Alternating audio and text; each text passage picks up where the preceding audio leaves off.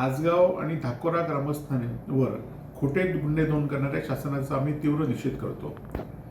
आजगाव आणि धाकोरा ग्रामस्थांनी काल एकजुटीने मायनिंगच्या सर्वेसाठी कोणताही पूर्वकल्पना न देता हा सर्वे चालू होता।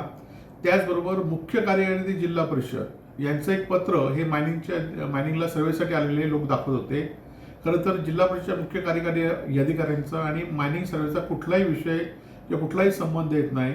खरं तर जिल्हा प्रशासन जिल्ह्यातील सत्तेत असलेले लोक यांना मायनिंगला सर्वे करण्यासाठी पाठिंबा देत आहेत। आपण बघितलं असाल की या लोकांवर 50 लोकांवर खोटे गुन्हे नोंद केले आहेत। खरं तर एवढा पोलीस पाटा हे गुन्हे नोंद हे सत्तेचे लोक असल्याशिवाय हे होऊ शकत नाही वस्तुस्थिती आहे। आपण बघितलं असाल की 2004 ते 2014 या जिल्ह्यामध्ये अनेक मायनिंगचे सर्वे झाले।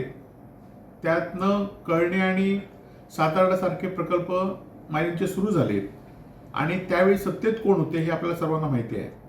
पण 2000 आणि ते 2024 मध्ये आम्ही लोकप्रतिनिधी असताना मी असून देत, विनायक राऊत असून देत किंवा शिवसेनेचे लोकप्रतिनिधी किंवा सरकारमध्ये पालकमंत्री शिवसेनेचे असल्यामुळे आम्ही 2000 ते 2024 मध्ये एकही प्रकल्प नवीन सुरू करू दिला नाही हे सिंधुदुर्ग जिल्ह्यातल्या लोकांनी लक्षात घ्यावे।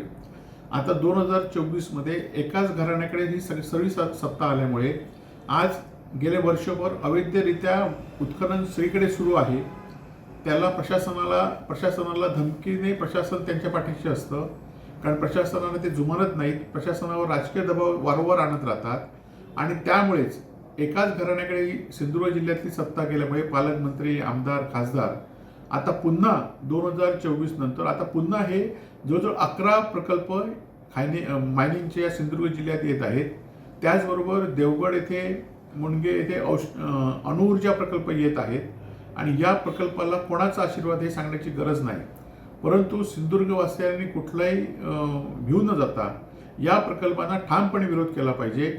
2009 मध्ये जो प्रकल्पाला विरोध झाला त्यामुळे हे काही प्रकल्प थांबले आणि प्रकल्पामुळे काय होतं हे कळण्यातल्या लोकांना विचारा।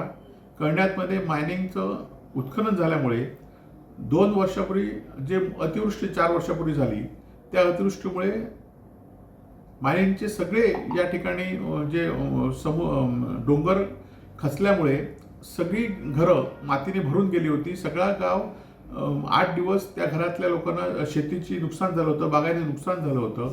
त्यामुळे सिंधुदुर्गवासियांनी या मायनिंग प्रकल्पाला ठामपणे विरोध केला पाहिजे आणि विरोध करणाऱ्यांच्या पाठीशी सिंधुदुर्गवासियांनी राहिलं पाहिजे अशी आपल्याला सर्वांना विनंती आहे।